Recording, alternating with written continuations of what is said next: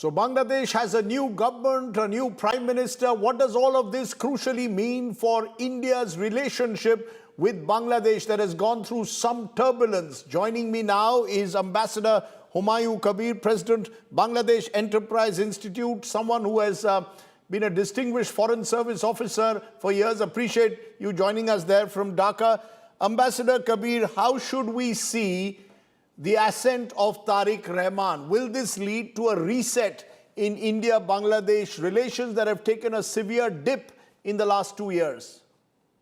Thank you very much. I think it will reset many things, including Bangladesh's relationship with India and other countries as well, because there's a promise he has come up with, and it's the hope now. Today, the government has been formed. Now, let's keep our fingers crossed, because you know the background against which this government has taken the oath has to be also taken into account, because at this time there's a huge public expectation coming out of the last July uprising and the rise of the new generation. So I think in Bangladesh, expectation is very high.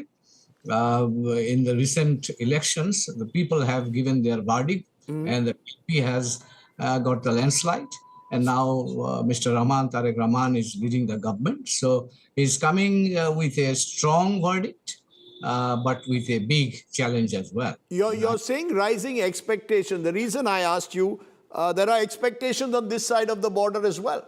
What we've seen in the last 2 years or last 18 months has been, from an Indian perspective, worrying targeted attacks on Hindu minorities in Bangladesh.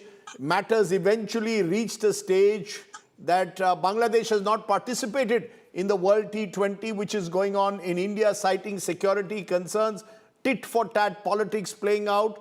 All of this, do you believe that there will be a genuine attempt to reset the relationship? You're saying there are expectations within Bangladesh.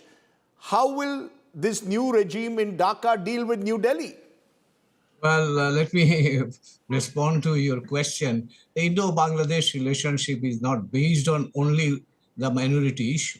It is multifaceted, multidimensional. So what you are referring to is one of the dimensions that India, I think, has highlighted.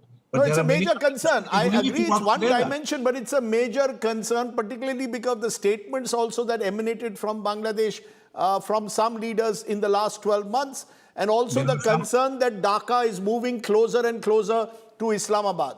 That's a different issue. I mean, what you are saying, that I think we have also concerned that India has inflated and spread disinformation against Bangladesh. So we also had our concern.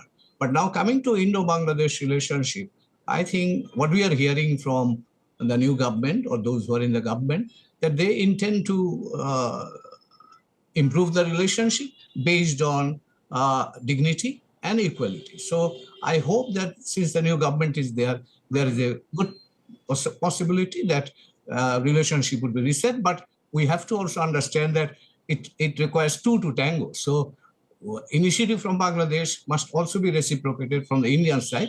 And I would say that we are seeing good signals and indications that both sides are ready to You used, Ambassador, two words, dignity and equality, and we heard this during the campaign as well, that we want a relationship with India based on dignity and equality. At the same time, I reiterate, there were concerns over targeted attacks on Bangladeshi Hindus and the concern that Dhaka was moving closer and closer to Islamabad, and Pakistan was trying to play a greater role in the politics of Bangladesh. How genuine are those fears, particularly at a time when the Jamaat has done reasonably well in this election, their best ever performance? Well, two things. Number one is the relationship between Bangladesh and Pakistan was almost frozen for the last 15 years. And I think you understand why. I'm not going to explain that. But now it is coming to a normal stage, and Bangladesh is interested, Pakistan is interested. So we'll have normal relationship. I think it doesn't need to be looked at from a binary, Indo-Pakistan binary. We believe that we should have good relationship with India, we should have good relationship with Pakistan, and we are not interested to use one against the other. So we want to maintain a relationship based on our bilateral frame that we have.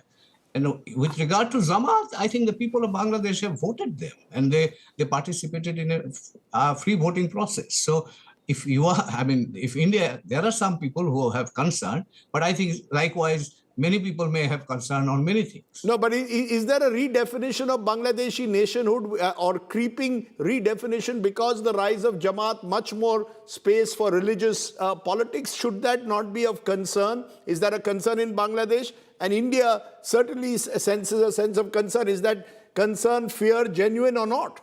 No, I don't think one needs to be concerned about the rise of any political party. I mean, in India, there is a political party which subscribes to the same kind of philosophy. So I think here the people have shown that they want a middle ground, and BNP has secured landslide victory out of 300 member parliament. They have secured 212 seats. So it's very clear which way the wind is blowing. So unnecessarily inflating something that doesn't exist I think it would not be a good idea. Mr. Kabir, let me though turn to the elephant in the room. The fact that Sheikh Hasina, the Awami League leader, is in India. The BNP government wants her extradition. Given the hostile relationship the BNP and Awami League have had, will this, according to you, become a sticking point for a better India-Bangladesh relationship going ahead?